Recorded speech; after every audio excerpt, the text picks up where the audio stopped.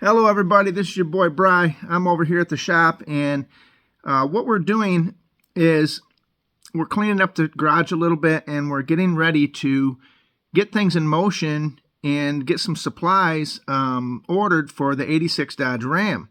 Now I know it's wintertime, and you say, well, what can you do on the 86 truck at this point when it's so cold out, and there's, you never know when you're going to come or go for work, so what are you going to do? Well, what I'm going to do is I'm going to get all the door seals, and I have those ordered. They're already here, and I have the window seals need to be ordered for the cab.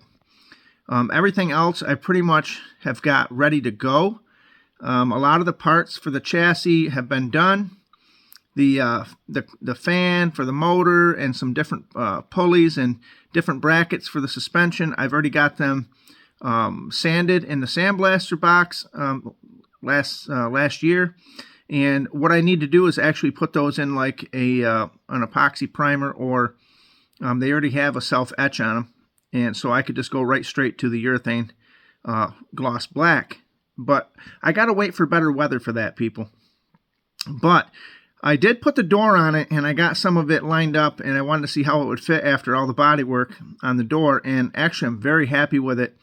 Now this is not a truck that's going to be just driven on a trailer to the shows. This is a truck that's going to be used. However, I'm trying to make it the best version of it that it can be, so that when I head on down the road, it's very reliable, and it doesn't have any automatic sensors. It doesn't have none of that. It has an anti-theft system in it, which is basically it's a 4-speed. So unless you know how to drive a clutch, you're not going to be able to steal that truck.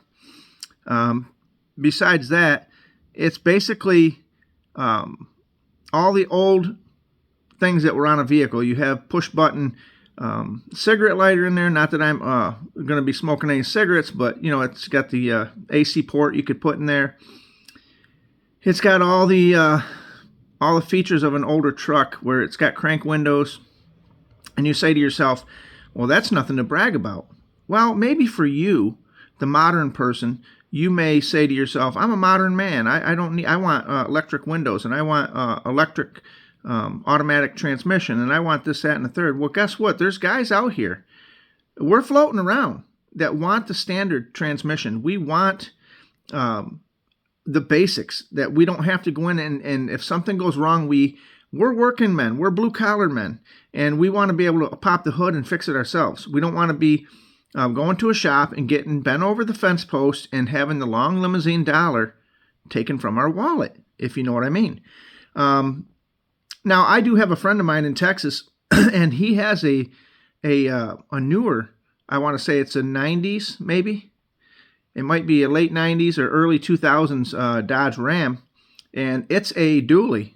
And we've officially nicknamed that one BBJ. But if you're out there, to my friend Mike, shout out to you. But he's got a truck, and he actually was an inspiration to me, because I thought the standards have been a thing of the past for a long time, and they've always held a special spot in my heart. But, one day I jumped in his truck with him, and we went to go to lunch or something, and I'm like, wow, this is a standard. And he's the same way. He has the newer technology stuff too, but at the end of the day, when you got to get something done, you're going to get in that old school truck that has the old school features, and you're going to say, we're not going to worry about if a sensor fails, because we don't have any. But anyway, this is a situation that says we got the parts, and we got them basically ready to go. I got the door on it, and we're happy. We're excited. We're getting ready to get it underway this year. So 2025 will be the year that the truck gets back together. Now, it may not be going down the road. I don't know. Depends on my work schedule. But at the end of the day, it will be on the chassis, and it will be painted.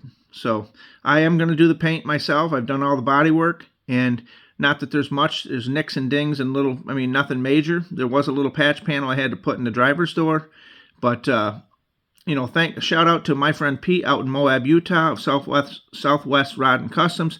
I've been going to his DIY auto school at night. So I've got quite a few actual years in his classroom, and we've been implementing and putting things to use that we've learned, and we're getting her done. We're getting her done, people. And if there's everybody out there wants to try, if there's someone out there that you see doing something, you can do it too. You don't have to say, well, I'm not a paint body guy.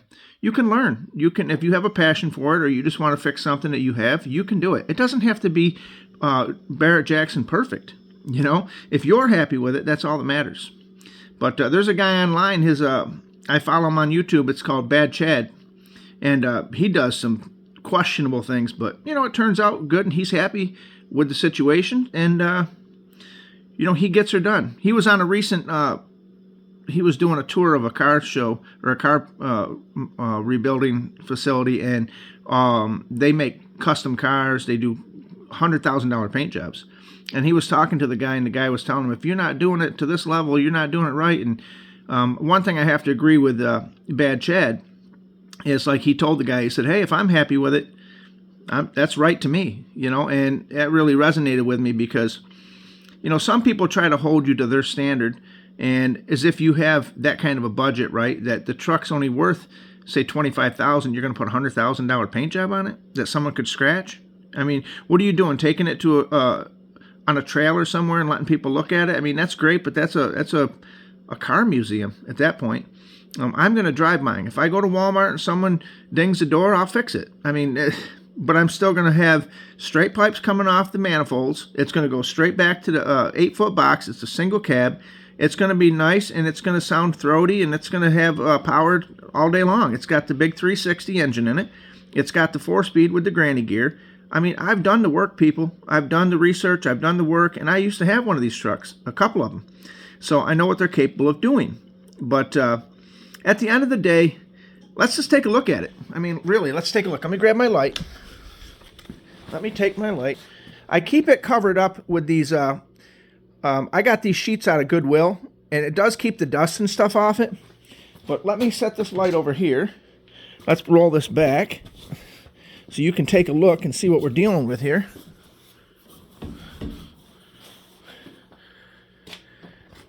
Let's take a look. There's the door. Now, don't let the green, there's a little bit of green etch primer on there.